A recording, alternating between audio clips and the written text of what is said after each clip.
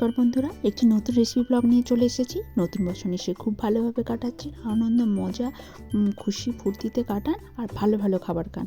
আজ নতুন বছরে ডুমো আলু দিয়ে চিকেন কারি রেসিপি নিয়ে আপনাদের সামনে হাজির হয়েছি। চলুন দেখে নেওয়া যাক রেসিপিটা কীভাবে বাড়িতে খুব সহজেই বানিয়ে ফেলবেন আর হবে একদম হোটেলের মতো সুস্বাদু। প্রথমেই কড়াইটাকে গরম করে নিয়ে 5 থেকে 6 টেবিল চামচ তেল গরম করে নিয়েছি। সেখানে দিয়েছি কিছুটা পরিমাণ নুন হলুদ, তারপরে ডুমডুমো করে রাখা আলুগুলোকে দিয়ে দেবো। আলুগুলোকে একটা সাইড প্রথমে দেবো, তারপর সেই সাইডটা ভাজা হলে উল্টে নেব। প্রায় 2 মিনিট মতো একটা সাইডে আলুকে ভাজতে দিতে হবে, তারপরেই উল্টাতে হবে, তাহলে খুব সুন্দর ভাজা হয়ে যায়। আর যখন কারিতে খাবেন খেতে খুব ভালো হয়। কারা কারা আপনারা চিকেন কারি বলুন মাটন কারি বলুন তাতে আলু খেতে ভালোবাসেন অবশ্যই কমেন্ট করে জানাবেন। দেখুন একটা সাইড আমি 2 মিনিট মতো ভেজে নিয়েছি, এরপর উল্টে নিচ্ছি। এইভাবে ভালোভাবে একটা সাইড ভেজে নিলে দেখবেন খুব তাড়াতাড়ি হয়। যদি বারবার নাড়াচাড়া করতে যান ভালোভাবে ভাজা হবে না আর ভেঙে যাওয়ারও একটা চান্স থাকে। দেখুন আমি উল্টে নিচ্ছি, এরপর অপোজিট সাইডটাকে আরও 2 মিনিটের মতো ভেজে নেব, তারপর কড়াই থেকে তুলে নেব। আলুগুলো একদম গোল্ডেন ব্রাউন করে ভাজা হয়ে গেছে, এরপর কড়াই থেকে আমি তুলে নিচ্ছি। দেখতেই পাচ্ছেন কত সুন্দর কালার এসছে। আর ঝোল বলুন আর কারি যে কোনো জিনিসের ক্ষেত্রে এই সুন্দর গোল্ডেন ব্রাউন আলুগুলো খেতে এত ভালো লাগে। ভাত বলুন, চিকেন কষা বলুন, রুটি বলুন, সমস্ত কিছুর সঙ্গে দারুণ লাগে। দেখুন সমস্ত আলুগুলোকে আমার তোলা হয়ে গেছে। এরপর ওই তেলের মধ্যেই আমি দিয়ে দেবো একটা তেজপাতা আর শুকনো লঙ্কা চিড়ে দিয়ে দিলাম কুচিয়ে রাখা পেঁয়াজগুলো। 1 কেজি মাংসের জন্য এখানে 6টা মতো মাঝারি সাইজের পেঁয়াজ নিয়েছি, সেগুলোকে ভালোভাবে কুচিয়ে নিয়েছি। এরপর নেড়ে চেড়ে এটাকে গোল্ডেন ব্রাউন করে ভেজে নিতে হবে। ভাজার সময় একদম হিটটাকে মিডিয়াম ফ্লেমে রাখবেন, তাহলে খুব ভালোভাবে ভাজা যায় আর দারুণ একটা সুন্দর কালার আসে। নেড়ে চেড়ে দেখুন পেঁয়াজটাকে আমি ভাজতে দিয়েছি, খুব সুন্দর কালার আসতে শুরু করে দিয়েছে। আরও কিছুক্ষণ আমি নেড়ে চেড়ে মিনিট 2 জন্য ভেজে নেব। এবার গোল্ডেন ব্রাউন কালারের ভাজা পেঁয়াজগুলোর মধ্যে চিকেনটাকে দিয়ে দিলাম। চিকেনটাতে কিছুটা পরিমাণ লেবুর রস মাখিয়ে রেখেছিলাম, তাহলে জলটা ঝরে যায় আর চিকেনটা ভাঙার প্রবণতাটাও একদম কমে যায়। এরপর নেড়ে চেড়ে চিকেনটাকে কিছুক্ষণের জন্য ভেজে নেব। মিনিট 7 মতো ভাজলেই জলটাও অনেকটা কমে যায় আর গাটাতেও বেশ ভাজা ভাজা হয়ে যায়। তারপর ভালোভাবে হাই ফ্লেমে আমি এটাকে মোটামুটি 5 থেকে 7 মিনিটের জন্য নাড়াচাড়া করে নেব। 7-8 মিনিট হয়ে গেছে, ভালোভাবে আমি চিকেনটাকে ভেজে নিয়েছি। এরপর আরও একটু নেড়ে চেড়ে নিলাম। দেখুন তেল ছাড়তে শুরু করে দিয়েছে। এই মতো অবস্থায় আমি বেটে রাখা মশলাটা দিয়ে দেবো।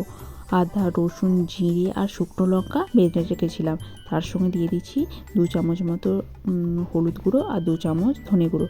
পুরো মশলাটাকে আমি এরপর চিকেনের মধ্যে দিয়ে দেবো আর কিছুটা পরিমাণে ওই বাটিটাতে জল দিয়ে ধুয়ে সেই জলটাও দিয়ে দেবো। তাহলে দেখুন তলা থেকে লেগে যাওয়ার সম্ভাবনাও কমে যাবে আর খুব ভালোভাবে এটা একদম সুন্দরভাবে কষানোও যাবে। মিনিটের মতো ভালোভাবে কষিয়ে নেওয়ার ভালোভাবে এটাকে কষিয়ে নুন দিয়ে দেবো, তারপর দিয়ে দেবো স্বাদ মতো চিনি। এই নুন চিনির ব্যালেন্সটা যে কোনো রান্নার ক্ষেত্রে খুবই প্রয়োজন। অবশ্যই আপনারা বুঝে শুনে নুন চিনি ব্যবহার করবেন, প্রয়োজন হলে পরে চেখে নিয়ে আরও কিছুটা অ্যাড করবেন। দেখুন নুনটা আমি দিয়ে দিলাম, এরপর দিয়ে দেবো কিছুটা পরিমাণ চিনি। এরপর ভালোভাবে মিশিয়ে নিয়ে আমাদেরকে আরও কয়েক মিনিটের জন্য কষিয়ে নিতে হবে। পুরো কাজটাই করবো মিডিয়াম থেকে লো ফ্লেমে, এখন একদম ফ্লেম বাড়ানো চলবে না, তাহলে তলা থেকে লেগে যেতে পারে। স্বাদ মতো চিনি দিয়ে আরও আমি কিছুক্ষণের জন্য এটাকে কষিয়ে নেব।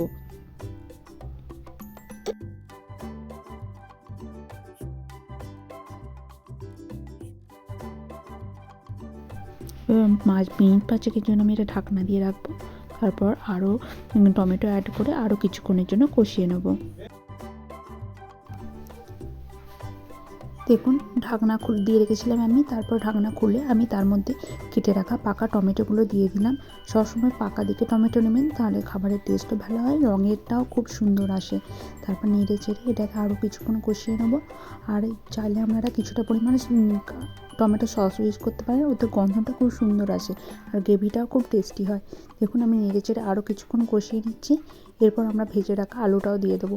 যতক্ষণ টমেটোটা ওর মধ্যে কষানো হবে তাহলে আলুটাও সেদ্ধ হতে থাকবে, কারণ আলুটাও তো অনেকটা ভেজে রাখা রয়েছে, তাহলে ভেতর থেকে ভালোই সেদ্ধ থাকবে আর মাংসটাও কষে এসছে, তাহলে বেশি টাইমও লাগবে না আর আলুগুলো ভালোভাবে সেদ্ধ হয়ে যাবে। নেড়ে চেড়ে আমরা আলুটাকে পুরো কষা মাংসটার সঙ্গে মিশিয়ে দেবো। মিনিট 2-এর জন্য আমার পুরো মাংসটা কষানো হয়ে গেছে। এরপর অ্যাড করে দিচ্ছি গরম জল। সবসময় চেষ্টা করবেন এই চিকেন মাটন এই ধরনের রান্নাগুলোতে গরম জল অ্যাড করা, তাহলে কালার খুব সুন্দর আসে আর খুব তাড়াতাড়ি সেদ্ধও হয়। দেখুন গরম জলটাকে আমি ভালোভাবে মিশিয়ে নিচ্ছি। যদি আপনাদের গ্রেভি আরও বেশি প্রয়োজন হয় অবশ্যই বেশি জল দেবেন, কিন্তু যেহেতু আমি কারি বানাচ্ছি তার জন্য আমি বেশি জল দেবো না। এরপর এইভাবে আমরা 7 মিনিটের জন্য ঢাকনা দিয়ে রেখে দেবো। তারপরে 7 মিনিট হয়ে গেছে, দেখুন আমি ঢাকনা খুলে নিচ্ছি। কত সুন্দর কালার এসছে, তো দেখে বুঝতেই পারছেন। আর চেক করে নেবো আলুগুলো সেদ্ধ হয়েছে নাকি। সেদ্ধ হয়েছে কিন্তু ভালোভাবে সেদ্ধ হয়নি, তাই আরও কিছুক্ষণ পর্যন্ত আমি এটাকে ফুটতে দেবো। আর দেখতেই পাচ্ছেন কত সুন্দর কালার এসছে। আর চিকেনগুলো যেহেতু আমি অনেকক্ষণ ধরে কষিয়েছি সেই জন্য খুব ভালোভাবে সেদ্ধ হয়ে গেছে। আর কিছুক্ষণ একদম লো ফ্লেমে আমি ঢাকনা দিয়ে রাখবো, যাতে আলুগুলো ভালোভাবে ভেতর পর্যন্ত সেদ্ধ হয়ে যায়। যেহেতু বড় বড় সাইজের আলু নিয়েছি তাই একটু টাইম লাগছে। আরও 5 মিনিট হয়ে গেছে, আলুগুলো আমার সেদ্ধ হয়ে গেছে। এরপর ওপর থেকে অ্যাড করে দিচ্ছি কিছুটা পরিমাণ গরম মশলা, তার সঙ্গে দেবো কিছুটা পরিমাণ ঘি, আর ওপর থেকে ছড়িয়ে দেবো কিছুটা কস্তুরি মেথি। এইভাবে মিশিয়ে দেওয়ার পর আপনারা ভালোভাবে নেড়ে চেড়ে এটাকে 1 মিনিট মতো ফুটিয়ে নিয়ে ঢাকনা দিয়ে রাখলে খুব সুন্দরভাবে আপনাদের এই বড় বড় আলু দিয়ে চিকেন কারি একদম রেডি হয়ে যাবে। অবশ্যই বাড়িতে এটা ট্রাই করবেন। আর রুটি বলুন, লুচি বলুন, পরোটা বলুন, ফ্রাইড রাইস, ভাত, যে কোনো খাবারের সঙ্গে এটা দারুণ যায়। আর খেতেও খুব টেস্টি হয়। খুব তাড়াতাড়ি এই চিকেন কারি আপনারা বানিয়ে ফেলতে পারেন এবং খুব সহজে বাড়িতে থাকা উপকরণ দিয়ে বানিয়ে ফেলা যায়। অবশ্যই রেসিপিটি ট্রাই করবেন। আর ভালো লাগলে লাইক, কমেন্ট, শেয়ার করতে ভুলবেন না। নতুন বন্ধু হলে অবশ্যই সাবস্ক্রাইব করে পাশে থাকবেন। ধন্যবাদ।